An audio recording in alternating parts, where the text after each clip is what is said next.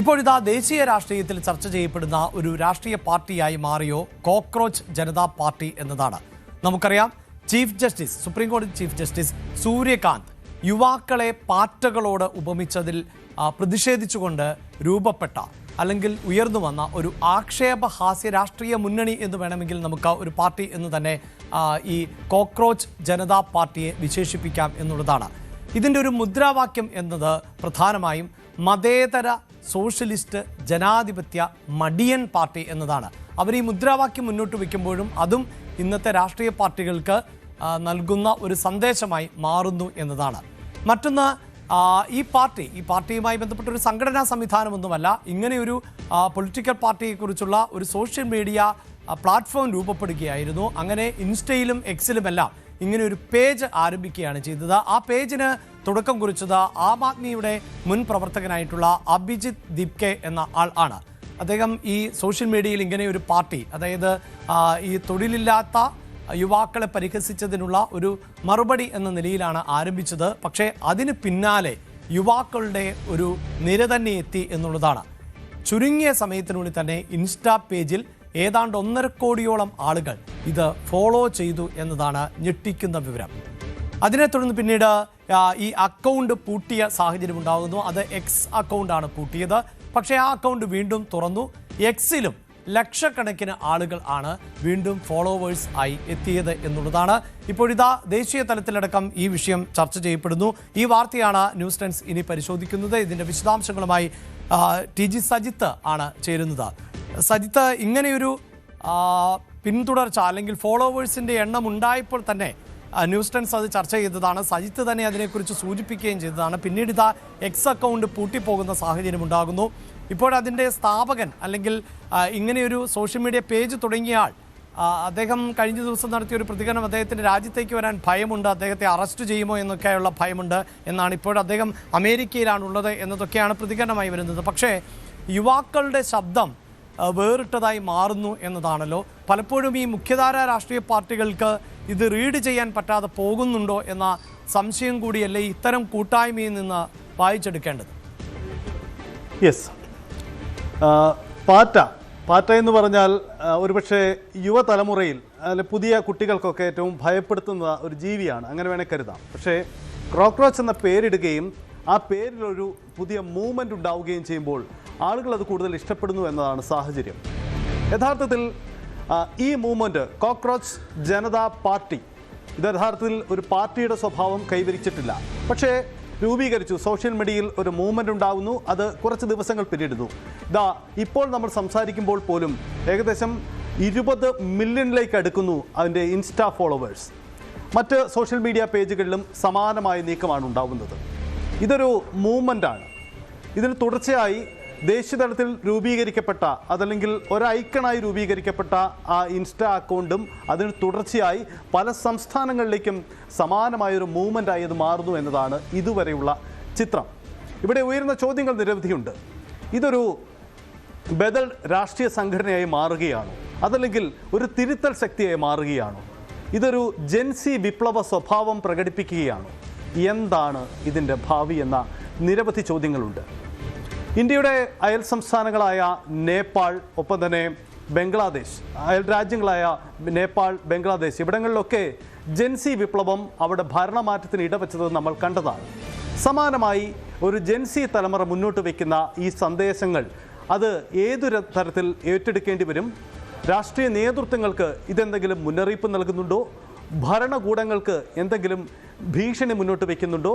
അതിനപ്പുറം ഇത് ഒരു ജനാധിപത്യ പരമല്ലാത്ത ഒരു മൂവ്മെൻ്റായി മാറുന്നുണ്ടോ? അരാഷ്ട്രീയത കടന്നു വരുന്ന ജെൻസി ഇത് മറ്റേതെങ്കിലും തരത്തിൽ ഇതിനെ കൊണ്ടുപോകുന്നുണ്ടോ? അങ്ങനെ നിരവധി ചോദ്യങ്ങളുണ്ട്. എന്താണ് ഈ മൂവ്മെൻറ്റിൻ്റെ ഇനിയുള്ള ഭാവി? എന്താണ് വിപ്ലവം സമാനമായ ഈ നീക്കം കൊണ്ട് ഉദ്ദേശിക്കുന്നത്? അതാണ് നമ്മൾ വിശദമായി പരിശോധിക്കുന്നത്.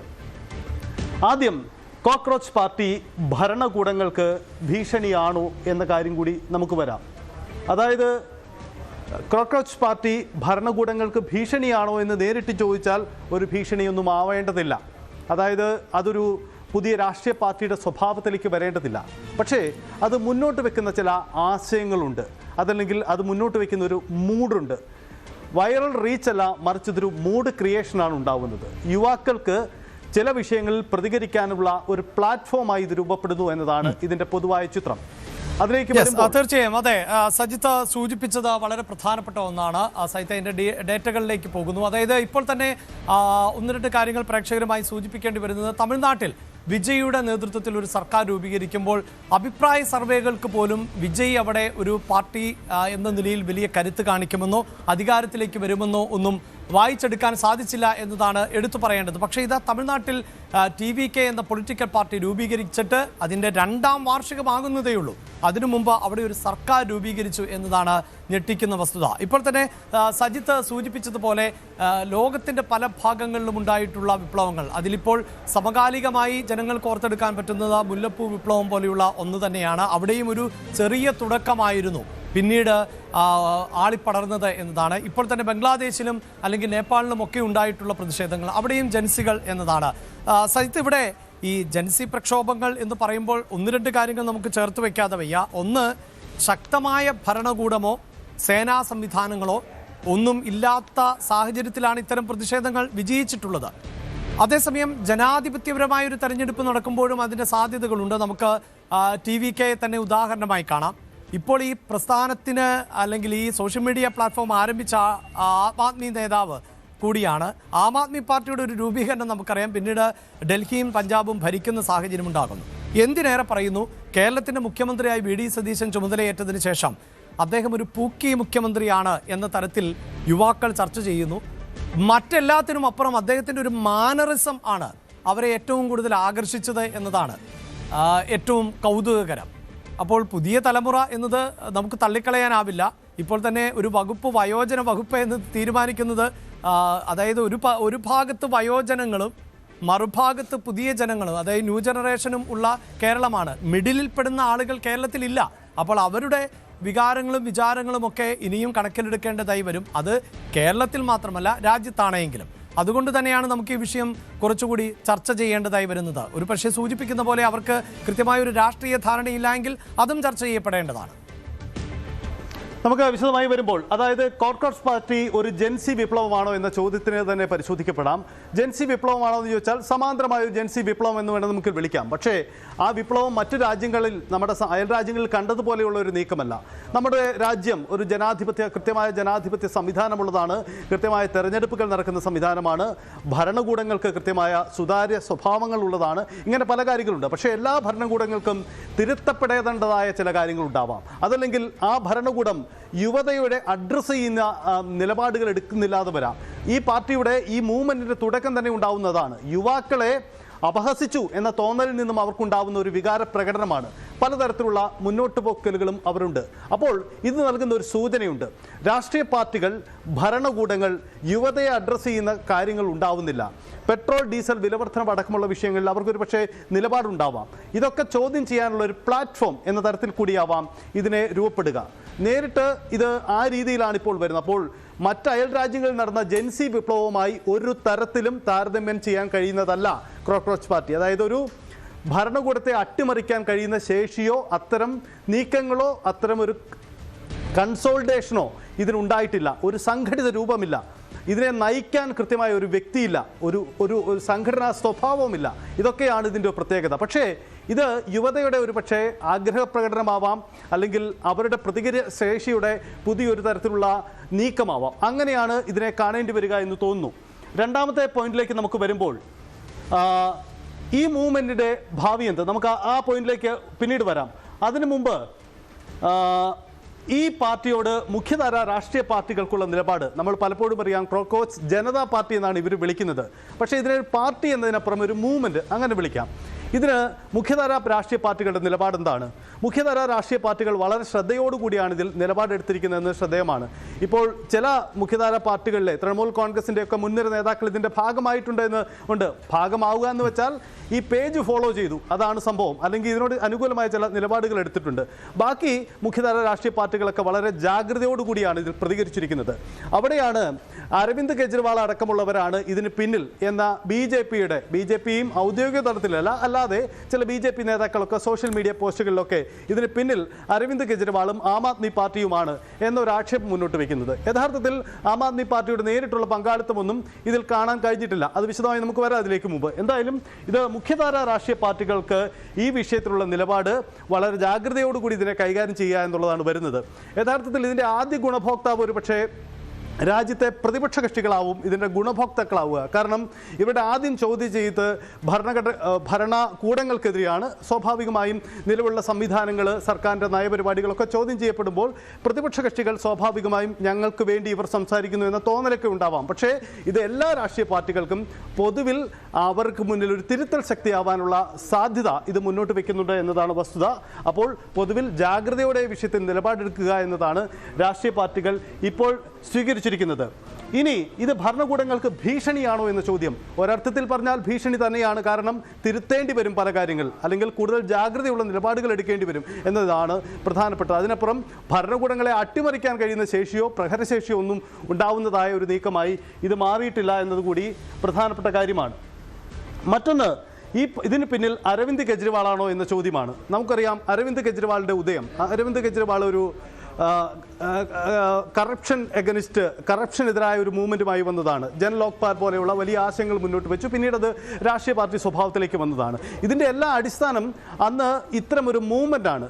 സമാനമായ ഒരു മൂവ്മെൻറ്റ് ആണ് ഇവിടെയും സംഭവിക്കുന്നത്. പക്ഷേ അരവിന്ദ് കെജ്രിവാളോ ആം ആദ്മി പാർട്ടിയോ ആണ് ഈ മൂവ്മെൻറ്റിൽ എന്ന് നമുക്ക് നേരിട്ട് പറയാവുന്ന തെളിവുകളൊന്നുമില്ല. പക്ഷേ ഇതിൻ്റെ സ്ഥാപകൻ മുമ്പ് ആം ആദ്മി പാർട്ടിയുടെ സോഷ്യൽ മീഡിയയുടെ വക്താവായിരുന്നു, അദ്ദേഹത്തിൻ്റെ പ്രവർത്തകനായിരുന്നു എന്ന കാര്യം കൂടിയാണ്. അപ്പോൾ ഒരുപക്ഷേ ഇത്തരം ജെൻസി മൂവ്മെൻറ്റ് താല്പര്യങ്ങളുള്ള ആളുകളുടെ ഒരു കൂട്ടായ്മ തന്നെയായി ഇത് രൂപപ്പെടുന്നു എന്നതാണ്. അതിനപ്പം ആം ആദ്മി പാർട്ടിയാണ് ഇതിന് പിന്നിൽ എന്ന പ്രചരണത്തിൽ ഒരു കഴമ്പും നിലവിൽ കണ്ടെത്താൻ കഴിഞ്ഞിട്ടില്ല. അതൊരു സാഹചര്യം അതാണ്.